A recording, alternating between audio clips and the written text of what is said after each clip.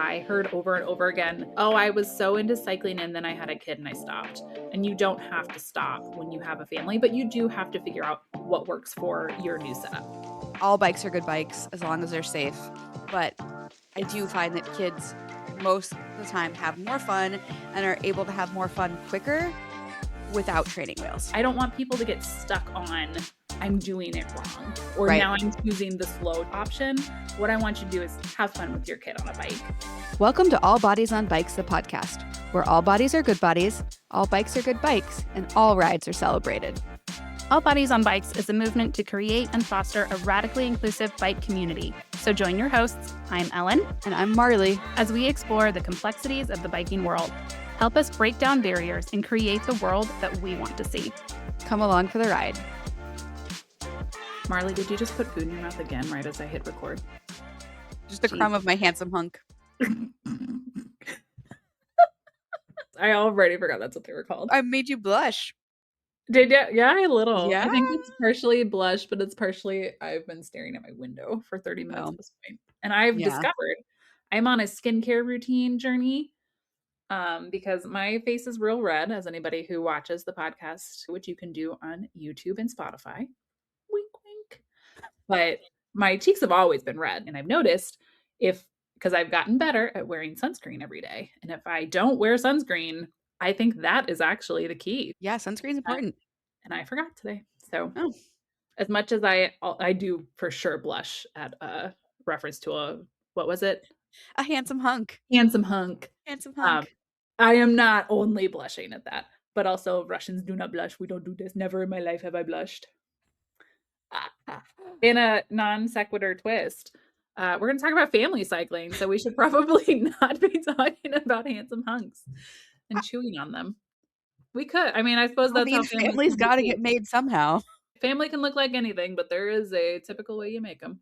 Through love. Love is how you make families. That's Love. there are many ways to be a family. Yes. I run Casey Family Bike Ride, as I think a lot of podcast listeners probably know. But that is one of the things I say on my FAQs. It's just like, I am not here to police how you family. Like, come here as you are, as whoever your family is. If it's just you on a bike, like there's no requirement to come on this ride. There's chosen family, there's your real family. We can maybe say this is more about cycling with young people in your life. Kind of the different ways that can look and how you can make that happen.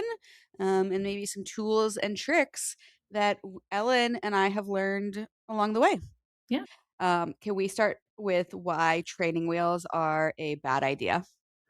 Ooh, that is a good fight me on it situation. Yeah. Because I do not think that training wheels are a bad idea. So go on. Why don't you present your argument and then I can counter?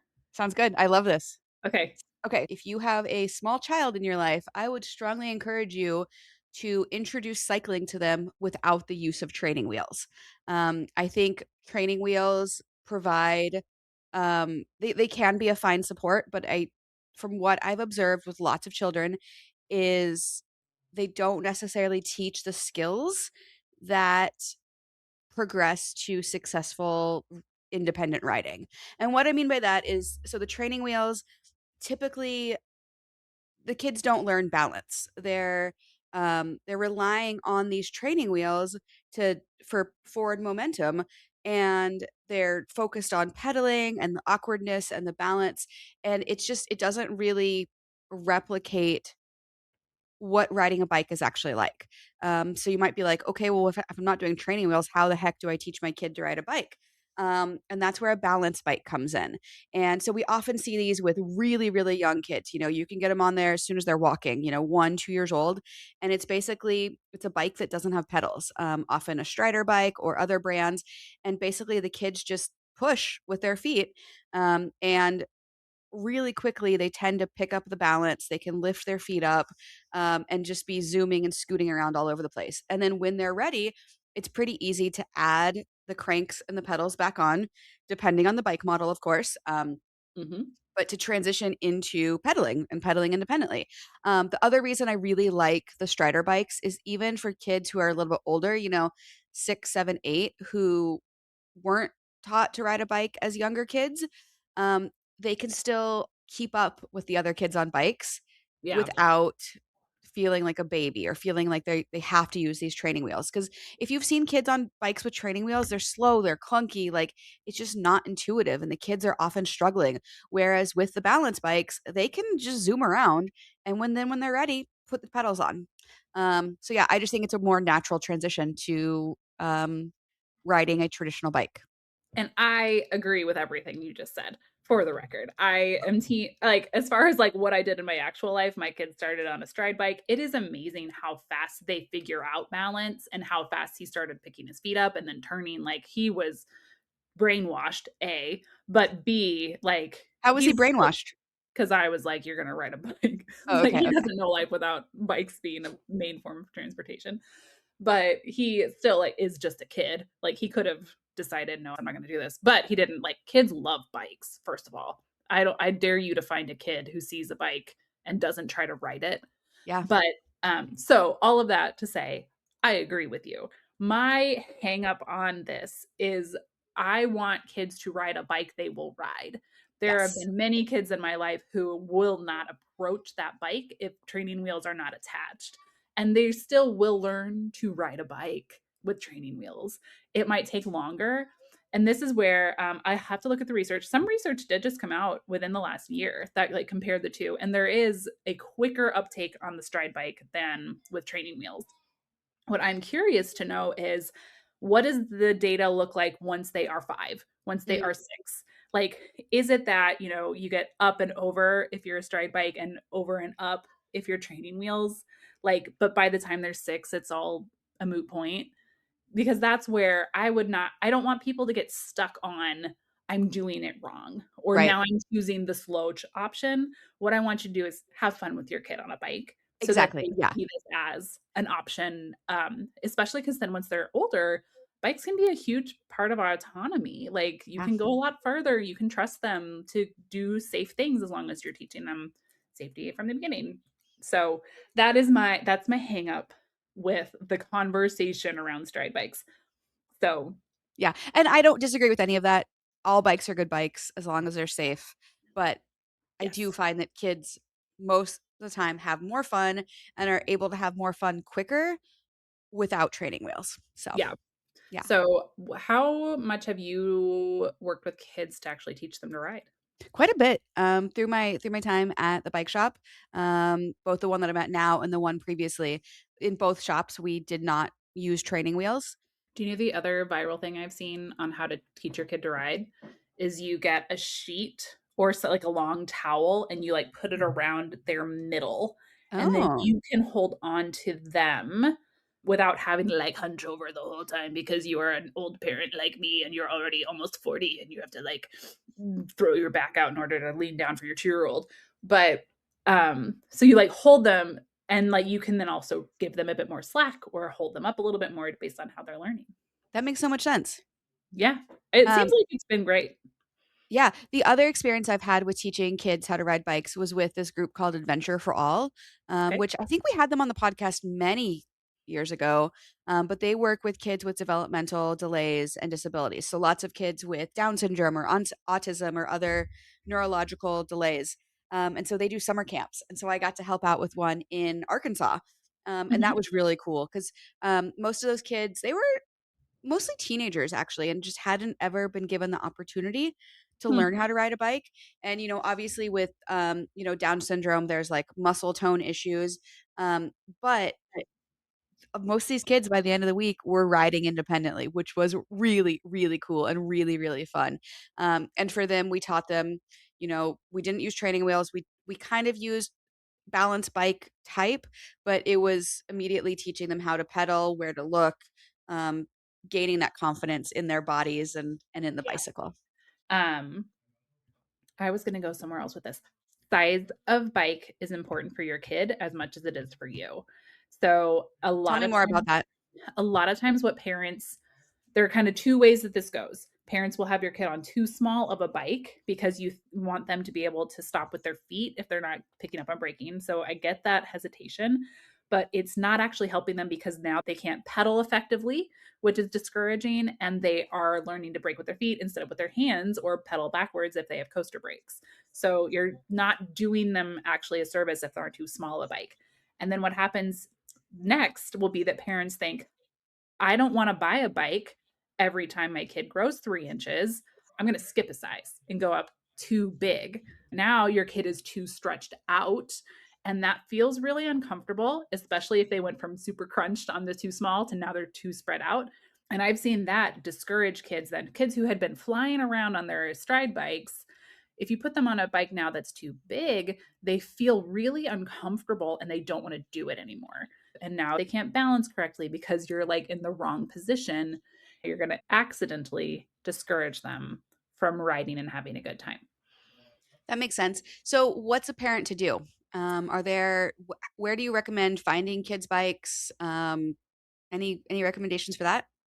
You can find them at thrift stores. Be very careful. You will want to probably have that checked out by a bike shop just to be sure that like the chain's in good shape, that all the brakes are still working. The other thing that I've seen starting to happen, I know that Guardian does this. I don't know if other brands do this yet, which Guardian is a brand that they started with kids' bikes and now they're branching into adults' bikes. They will say, if your kid outgrows this, donate it to a charity and we'll give you your money back. Then the hope then for them is you then buy another Guardian bike with the money.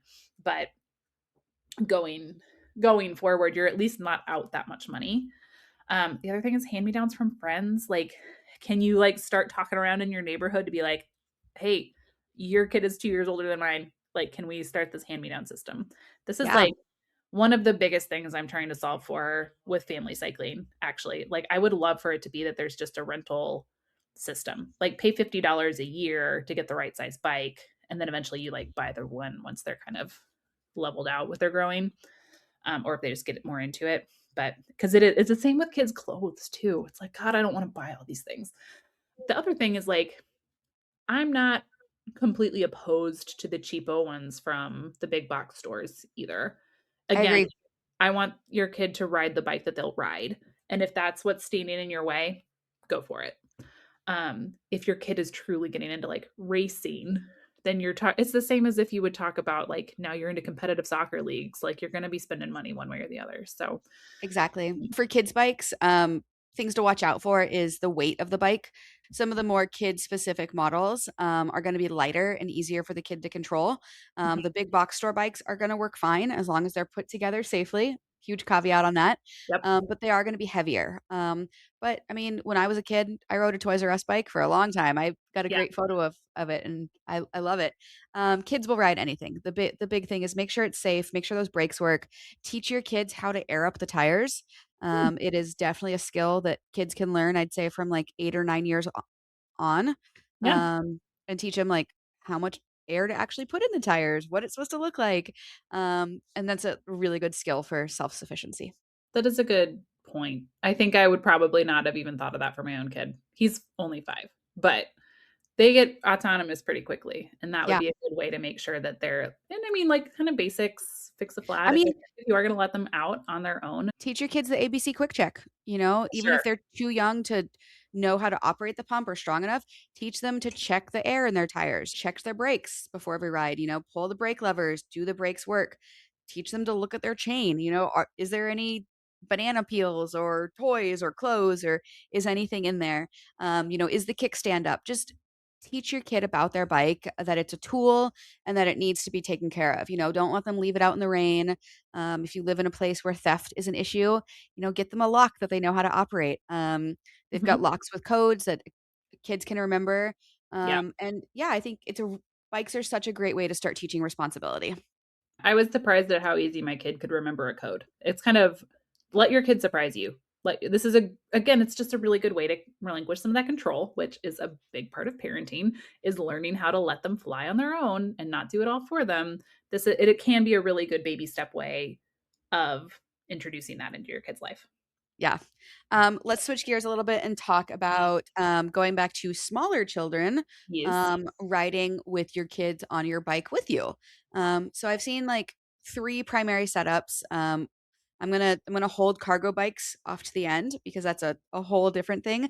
But so the two primary setups I've seen is like the traditional kid seat mounted on a rack on the back of your bike, or the kids ride shotgun, where there's like a little seat in between you and the handlebars, and the kids ride right there. Yeah. Ellen, do you have experience with either of those? I do. I have all of these. I actually had a Thule seat that connected to the steer tube, but that actually had like a 5-point harness in it. And he was less than a year old when we started that one. So it's kind of like the youngest you could possibly be. I think the advice is that they need to be able to sit up on their own. They don't have to be walking yet, but if they can sit and support themselves, and then it's fine for them to be in a bike so long as you're using safe stuff. So that was a front mount. And then I have seen what's called, the brand is shotgun seat. It actually connects the down tube and it is only a seat. Sometimes they do have their own little handlebars, but for the most part, they just hold on to yours. And then they have little foot pads. And both of those versions, kids fucking love them because they are right up front. They get to see everything. And that was my favorite setup as a parent because they are just right there and you just talk to them. There's starting to be, at least on my Instagram feed, some viral videos of people who've mic'd their kids up in those front seats and just their little conversations and the way they're seeing the world and thinking about what's flying by. And then the other thing I loved about that is, especially in like less bike friendly places, people are not expecting a smiley baby on a bike right there. And so you get to see everybody's face light up when they're like, "Oh my god, there's a baby on a bike and it's got a tiny helmet and it's so cute." So that was the fun part for me. Yeah. Um, and then yes, the back bike rack, tons of rack options there. And it is just as fun. And I think, like we kind of just, as my kid grew, kept going with which seat he was in. It was harder for us to chat with him once he was Yeah, in, because he's behind you. because he's behind me. Doesn't mean he didn't try, but it makes it a lot harder to talk back, which is, I guess, kind of ironic now that I'm thinking about it, because he couldn't really talk when he was one. But any of those, like whatever fits your bike, I think you do need to be careful about what type of attachment you look for, because not everybody's bike has a back rack. There are other seats that you can get that like attach to your seat post. Yeah. So yeah, my recommendation there is go to your bike shop and let them help guide you in what's safe and what'll work and what won't work. Yeah. Um, but Lots of good brands out there though. Like oh, it's yes. that's definitely a situation where just take what you can get. And a lot of times you'll get hand-me-downs of those too. Yep. Because like I said, like that front seat we only used for months. Like I don't think we hit a year with that because I have a kid who grows exponentially in the first 4 years. So yeah, let's talk cargo bikes now.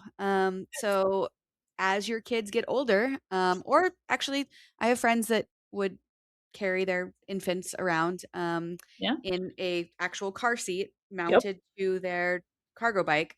But cargo bikes open up tons of room, Mm. both literally and I don't. Anyway, cargo bikes have lots of room. Yeah. And so, there's like the long tail cargo bikes Mhm. where it's literally what it sounds like. The frame is longer in the back, and you can have kind of a bench seat, and then the kids can ride behind you. And you can put rails, like a hoopty rail, to keep them in there. You can put seats. You can with the 5-point harnesses. They've also got the front loading cargo bikes where you've got the basket, and you can just put your kids in there. Mhm. In the baskets, you can do a 5-point harness. You can do all sorts of stuff. You can do rain covers. The sky is the limit, truly, for how to ride with your family on a cargo bike. Yeah. I've seen a couple of cyclists who installed um what are they called? Not the hook, but the part that you would attach to. Straps? No, like the actual. Anyway, they made it a way, like they bolted on hoops so that you could attach the car seat properly Oh, yeah, into yeah, like the just front. attachment points. Yeah, attachment points. Yeah, So yeah, yeah. I do have a friend who installed attachment points under the front of her front bucket cargo bike so that the car seat was properly like attached in there and I not did just set down in. Yeah, I did too, especially, this friend was a totally car-free family in Seattle, and their, like, pediatrician required it, of like, Very "Okay, good. if you're gonna be riding around, like, you basically, this car seat needs to be as secure as it would be in a car." Yes, there was a legislator somewhere who just rode home from the hospital with her baby in the front I think it was bucket. Minnesota. I think you're right. Yeah, I Yeah, think it's Minnesota. yeah, But the same situation, like, she made sure that everything was safe going in, but you can totally do it. yeah. It just, man, I will say from a parent perspective, I have not once had to argue with my kid about getting on the bike, whereas getting my child, who suddenly is very strong, into the car seat if he doesn't want to go, he's not going to go. Like, that's an awkward situation, but like, he's up for a bike ride all the time, which Yeah. again, brainwashed. Okay, But so do you have for parents who might be new to this, who are thinking, okay, I could ride my bike places with my kid. That might be easier than, getting the minivan out, or gas is $5 a gallon. We want to transition to riding our bike more. What are some tips that you have for parents getting into this, or families getting into the family bike world? that's a good question. I think the mindset shift is that it is not harder than getting into your car. Like, think about what is really close to you that you could be doing on a bike instead of in your car, and start there. How close is the library? How close is your school or a grocery store? There are small changes you can make to your bike that open that up pretty quickly. So yes, you need a safe seat for your kid to be in, but then like a couple of panniers, like just to make sure, if you do a library run, your kid can probably hold one book, but maybe not 5 books, and they want to bring home 10. So make sure you have a way to get everything, whatever it is, back and forth from where you're going. I think a lot of people first think to safety in these situations. Kansas City is a grid system, so I have the ability to just choose a parallel street pretty much anywhere I need to go. The broader conversation here is a lot of cities aren't set up for safe cycling in the first place, let alone to do it with a kid. Um, so if you are feeling that way, start thinking parallelly about the routes that you're taking. You kind of have to just get out there and explore a little bit. Google really wants you to ride your bike and walk and drive on the same gigantic streets because that's the most efficient. If you're choosing a bike, you're not choosing time efficiency. So what are these little tweaks that you can choose that make it safer, make you more comfortable, and make it to where you will do it? That makes total sense. Any advice for like inclement weather? How do you deal with rain or cold? Like, are you bundling your kid up like they're the kid in the Christmas story, or? A little bit. A wind and rain layer goes really far. So what we've found is that my kid like, if he doesn't have gloves on, he's not right. Like, he will complain. So gloves and like around your face is what will kind of help you feel warm, which is similar for if you're riding as an adult. And then a windbreak layer, because they don't have the benefit of like moving their body the way that you do to keep warm. So if I've got him in the trailer, like, we'll just chuck blankets back there. And if it's in the trailer, that is the built-in windbreak layer. And then I have some friends who have an Urban Arrow, which is a front bucket, and it comes with like a whole rain system, but they use it most for the cold because it blocks the wind. It blocks the kids from getting too cold. Those are kind of the first two things I would focus on. If I'm being real honest, we just hit a point at the year where it's like, well, the bike's in the garage for the next couple months. But even then, I mean, climate change is making it to where those are getting shorter and shorter. So, Yeah, or you'll have a that's nice for real. day and you get to just hop out. It's nice. Awesome. Um, well, I guess one other question is like, how far can kids go on bikes? That is a good question. And they go, again, this is where they will surprise you. The Kansas City family bike ride that I run goes 3 miles in one direction, and kids have no problem with that one. It's a relatively flat route. But actually, the other thing that is surprising me about my kid now is he can climb hills without thinking about it nearly as much as I do, because he's in a quarter of the size of the body. So he doesn't have to haul 200 pounds up a hill. He's only hauling like 50 pounds. So he makes it pretty far. His bike at this point does have, I think, 7 gears. So he's learning how to like put it in a smaller gear or a shorter gear. What's the right? A lower gear. An So easier gear? an easier gear to get up those hills. But even if he doesn't, he's able to power up pretty good. I actually think if you start riding as a family with your kid on their own bike, what you're going to want to be more careful of is not going so far that then they're tired before it's over. So Mm, like the way that a kid's brain works is, I like this, I want to keep doing it. And the way your adult brain needs to work is, let's save some energy for the ride back, or save energy for getting from the trailhead to the car, whatever it kind of that last mile is in that situation is what you will need to be doing as a parent. But then as they get better at it, their endurance is going to grow the same way that it would for you as a workout. yeah, It's yeah. really And cool. I would encourage folks, if your interest is piqued and you're hearing this, there's so many good resources on YouTube and Facebook and Instagram Yeah. of families doing this. And so, lots of families the parent will be on a cargo bike, the kiddo will be on their own bike. And then at some point during the day, the kid gets tired, wants a break. You figure out a way to carry the kid and the bike on the adult bike, Yeah. which just opens up even more possibilities. That's a good point. We have figured out, like, when we were first starting out and wanting to do longer rides, we had a way to put the bike in the trailer that was hauled behind a cargo bike that my kid would ride in. So it's like the trailer became the trunk. Yeah. And we could just chuck lots of things in there. A lot of snacks, always have water. This is where, like, my adult brain hasn't quite actually gotten adulty enough for those steps. That's where having a partner who is a little bit checklist oriented is a good thing in my life. Once your kid is riding their own bike, start checking around, because there are a lot of organizations and cities that will offer some really basic safety classes for kids. So, like, rules of the road, how to handle this. Like, if you are going to start riding on street, start hammering those rules in sooner than later. And this is, again, where what I'm learning about kids is, like, the more you just do it, like, this is just the way it's done. Nope, this is just the way it's done. It's less of a conversation. And then in my personal experience, if someone else is teaching my kid, he is more likely to follow the rules. So Yep. sometimes it's good to outsource that information so that you have, like, that, no, remember coach so-and-so said, you look both ways, that sort of stuff. Yeah, So, and we're coming up to summer, and there's mhm. tons of kids bike summer camps Oh, where yeah. they can learn all of this stuff. Like, they can even, like, come in not riding a bike and leave fully independently pedaling. So Yeah, I would encourage folks to look into that too. for sure. Yeah. Love that.